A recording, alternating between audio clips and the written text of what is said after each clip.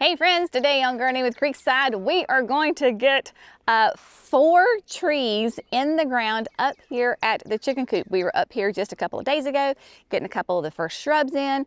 Now we're gonna add some trees. We've actually had these trees for quite a while, anticipating that they were gonna go up here, so that is what we are going to do today. I have the help of Sweet Thing right here. The thing is though, Sweet Thing has an appointment in like 30 minutes, and so because these are these are nice size plants, we are going to use the Bobcat with the auger, and so he is going to run that for me.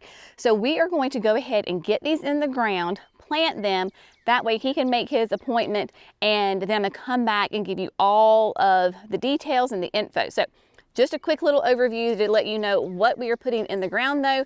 They are all here on the back of Johnny. And okay, so let's just kind of go at it from this way. We have a royal purple smoke bush tree right here. That's the smallest one. So we have one of those. Then we have a paper bark maple. You can see this is what we call a B&B, ball and burlap. So we've had those at the nursery for sale for customers, had some left, and so you know Jenny, I just went ahead and said, oh, this will make a lovely addition to the garden up here at the chicken coop. So we're gonna put one of those in, and then back here in the back with the two 15 gallons, we have a Yoshino cherry tree, so beautiful ornamental cherry tree, and then over here we have a Bosc elm. And so the elm is going to give us, well, really, the elm and the paper bark maple are going to give us absolutely gorgeous fall color. So those are the trees that we are going to put into the ground. And essentially, we're going to have one that's going to go here. They're going to all kind of go in this area right in here. So we are going to set up the camera. Jerry is going to drill 4 holes for me. We're going to use our Biotone, of course. We're going to use the black gold raised bed mix, and we're going to put that around there. So we're going to do all that, sit back, watch us work, and then once we're done, I'll come back and give you lots of in-depth and talk about everything in more detail. All right, so let's get to planting.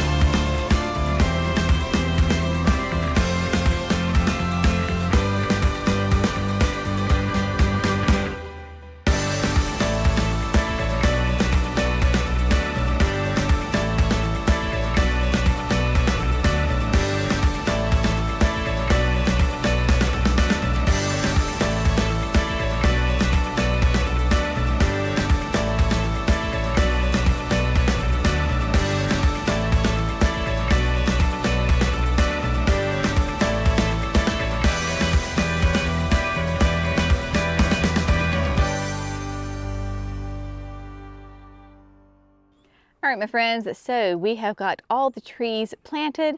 They are all nice and snugged in to their new home. And I was telling Jerry, I absolutely already love the structure that they are bringing to this garden. All right, so before we go through and I'll tell you all about the specifics on each of the trees, I'm just give you an overview of how we planted them, what we did, and then yeah, how we're going to take care of them moving forth from here. So placement here, we're dealing with the sun is slowly coming this way. So here on the corner, this is the very far corner, this is the Bosc elm. So because it is going to be the tallest, even though right now it looks like the Yoshino is taller than it is, which it is taller, but ultimately this elm is going to be the tallest and it is the fastest growing. So it provides gorgeous shade. So that's why we have the Bosc elm. Then the Yoshino is here, so that way we can see all of its beautiful early spring blooms. Then we have the smoke bush down right here, and then finally the paper bark over there. So that kind of gives you an idea on the placement. You saw Jerry go ahead and use the Bobcat auger, and we got those holes dug. Biotone went into the hole and then just put back the native soil on top of that. And then I came through with a bag of the raised bed mix and just top dressed with that. The reason that we use the raised bed mix instead of saying a compost or the ultra outdoor planting mix, any of that was a very simple, very practical reason, is because I still had a pallet up there right here from when we planted the annuals, and it was a convenience thing. Still will give me nice, beautiful nutrition, helps hold the moisture in, and just adds organic matter to this space. So, and with these trees. Now, you will also notice probably that I have some sort of like brown inner tube around each of these trees. These are not on irrigation. Most of them will not end up on irrigation. The paper bark probably will end up on irrigation, but in order to get these sweet things nice and settled into the ground, I ordered, these are like tree watering bags. I got them off of Amazon, and they will hold, I believe it's 15 gallons of water. So imagine it being like a big old giant inner tube, right? So here you just open this up, put the hose in, and it fills it up. So I left this one kind of exposed so that you can see. And then they have, when you open it up, on the underside right here, they have two emitters. So they have an emitter here on this side, and then there's one on the other side. Then it slowly drips that water all around and into the root system of the tree. Because this is not really the best time of the year to plant trees in the South. Ideally, we like to plant trees in here, at least where we are in North Carolina, because it can just be so crazy hot in the summertime.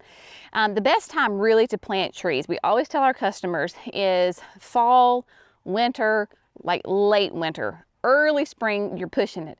And it's not that the trees can't handle it. They absolutely can handle it, and their root systems will grow. It's just more work on you, me, the gardener, to make sure that they get the moisture that they need throughout the heat of the summer. Because for us, it's like it's feast or famine around here as far as the rain. So last week, we got 6 inches of rain in like 4 or 5 days. Then this week, 0 rain, and we may not have rain for another 2 or 3 weeks. So it's just crazy how in the summertime it's very inconsistent with the rain, but yet in the winter we're consistently moist, it's cooler, you have great root growth during that time. We wanted to go ahead and get these trees in the ground because we wanted to have them growing as soon as we can. We are willing to do the work to make sure that they are going to have a really nice, strong, healthy root system and can go on throughout the season. That is why we went ahead and got these water bags. I like them that they're flat instead of like the green. Sometimes you see the green ones that like go up the trunk. I like these that they just blend in and they're not so noticeable. I will keep you updated on how they work. I've never used them before, so I may love them or I may hate them. Time will tell. I'll keep you updated. All right, so that is the deal with that. And then of course I went ahead and put the mulch around the rings to help hold in the moisture, hide any of that red clay soil that was exposed, and just makes it look nice and neat and tidy. So now that you understand how we planted them and why we planted them the way we did and the water rings, let's go through and me tell you the kind of the key features on each of these trees and why I chose to put these here in this space. Back here in this back corner, which is still a little bit in the shade right now, the sun is coming really close to it. This is the Bosc elm, and the Bosc elm is fantastic for it to be a nice tall shade tree that has a really kind of nice and strong vase habit on it. So it is definitely going to be my, and look at that, Brenna. Look, do you see what that dog just did? Brenna, get out. She was digging a hole. Sister's lost her mind. All right, I digress. So the Bosc elm, great for shade, nice strong vase habit to it. It will be 60 feet tall, 40 feet wide, and it is highly resistant to the Dutch elm disease, very adaptable, and it's considered to be one of the hardiest elm selections out there. Has nice little small green leaves on it that, yes, you can tell probably the beetles got on that, and so we will have to treat this for Japanese beetles, but that's all right. I'm willing to do that, and it will be, those leaves will turn a beautiful, nice kind of a plum purple in the fall. And then the bark, not really showing it right now, but the bark will also have lots of beautiful interest on it and like texture to it. So that is really fun. The Bosc elm is great, a very nice fast grower. So we have got that in the very far back, and then in front of that we have the Yoshino. Here we have the Yoshino. The Yoshino, of course, is known for its absolutely gorgeous spring, kind of white and pink flowers on it. We have this one in the berm. Also, we have two of those in the berm. So this will be really fun and tie it in. And then because, of course, the house is right here and with the driveway and our kitchen, we will be able to see this in full bloom, and it will be stunning. It's wider than it is really kind of tall. It has more kind of like a rounded habit to it, so it really will eventually, they tend to be a little bit on the slower side. This will fill in a nice canopy right here. I meant to add also on the Bosc elm, as it is growing, we can keep it limbed up, and so you can easily get like good clearance underneath it, so that it will have like a high canopy. So that way, we could walk underneath it, we can plant underneath it if we want to. So just to kind of keep an idea on the canopies on these, and then of course that Yoshino will just give us gorgeous color, beautiful flowers, and then nice green leaves, and then give us just a fun interest there as well. But I love having something that's going to be blooming in the spring for me. Then we're going to come on down here to our little guy, our little sweet little thing right here. Here we have the Royal Purple Smoke Tree. This is loves the full sun, gives me nice dark color. It will have the really fun, that's how it gets the name. The smoke tree is the plumes on it. The flowers will happen in the summertime. Nice light, airy, so it kind of looks like there's smoke rising from the plant. This will reach 15 feet tall, 10 to 12 wide. Tends to be on a little bit of a slower side as far as it's growing, but is a fantastic to be an accent plant. So we're excited about that, and it holds its color all summer, and then it turns scarlet red in autumn. It is deciduous. All of these that we're putting up here are deciduous, which is totally fine with me because we're going to put some evergreens in here later. So that is the Royal Purple, and we have that here between, of course, the Yoshino right here, and then here is the paperbark maple that we're going to talk about next. The paperbark maple is going to be a really fun tree because it not only has those, of course, classic little, maple leaves on it, but it's called a paperbark. You don't want to know why? Well, let me show you why. Look what the bark does. Hopefully you can see that the camera is picking it up. The bark actually peels. So if you're familiar with crepe myrtles and how some of them will peel, then that is what this does. Really, really fun. This is going to have kind of an oval rounded shape to it, open habit, upright branching. The leaves on it will turn a beautiful scarlet red in the fall, and just becomes better with age for sure. And it's going to need that, can do this still, of course, that full sun. It will slowly reach 25 feet tall and 15 to 20 feet wide. Now, the thing about the paper bark maple is that it does really well in wet areas and does not tolerate drought really well, which here in this area, that could be a little bit of a problem because this is definitely on the drier side. So thankfully, we do have irrigation right here with the Nellie Stevens. So we got the Nellie Stevens, then the Firelight hydrangeas right here. And we have drip line that just runs like right here. We even have it on our fig tree that is right next door. So it will be super simple to run, just extend a line up here to the paper bark and then wrap it around one time. But you see, don't you like how that just kind of blends in, that little irrigation bag? I love that. So this year we'll definitely have it on irrigation, but we will also continue to use the water bag so it gets a really nice deep watering in there. I'm going to go ahead, and we do not have water up here yet. Jerry, we were going to do it this morning, and things just happened. He had that appointment and things, so we couldn't get it done. So we're gonna try to do it first thing tomorrow because it's hot right here. Like, I'm not gonna lie, it's toasty in this spot. So we need to get irrigation up here, one for the chickens and then also, of course, for the plants. In the meantime, we do have that 100-gallon water tank on the back of the tractor. So I'm going to get it all filled up, and then, because it has, you know, the hose and the reel on it, and then go ahead and get these water bags filled up, go ahead and water the annuals, the hydrangeas, all the other things that we planted this week, and get them nice and watered in. Speaking of, let me show you how everybody is doing right here. So my sweet little hibiscus, my mahogany splendor, she's still nice and protected and doing well. I mean, you know, not much to tell on that one. But look next door at El Nino. She opened up in her flowers.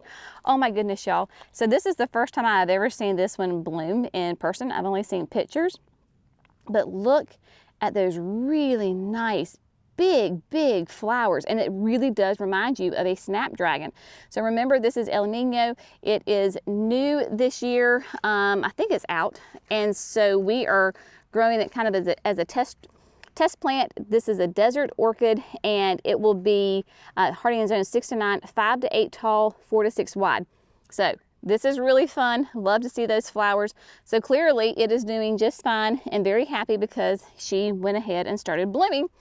And then the puffer fishes are over here as well. So got them watered in, but we still need to have a nice good drink of water on them as well. We are going to extend the irrigation because it comes from here, and we can just bring it on over. And if I need to, if they're struggling a little bit, I can easily go ahead and order some more of those water bags and then put them on the water bags so they get a nice deep watering a couple of times a week. So that is what I'm going to do, is go get the water tank, get everything filled up, and yeah, I think that's what we're going to do. Yeah, so I'm gonna go ahead and sign off. That way I can show you what's going on and give you kind of updates and just show you all the behind the scenes. Oh my goodness, it's toasty. The girls are very happy because they are in complete shade. That's the great thing about this coop, is even though they're in the full sun right now because it has that great roof line, the sun moves around a little bit, so they'll have some sun over here on the corner in the morning. They like to sunbathe over there, take some dust baths, but they have plenty of room to come over here, and they're never like in the hot sun. So it is doing great. There's our rooster. Anybody wants a rooster? Yep, we got one. There he is. He cock-a-doodle-doos in the morning. He's beautiful. Isn't he pretty? Doesn't somebody want to take him? He says, what? Yes. Okay. We don't need a rooster, y'all. Somebody come get my rooster, please. All right. As always, thanks so much for gardening with Creekside. We hope you have found this fun, informative, and inspirational. Y'all have a great day. We'll see you in the next video. Bye, friends.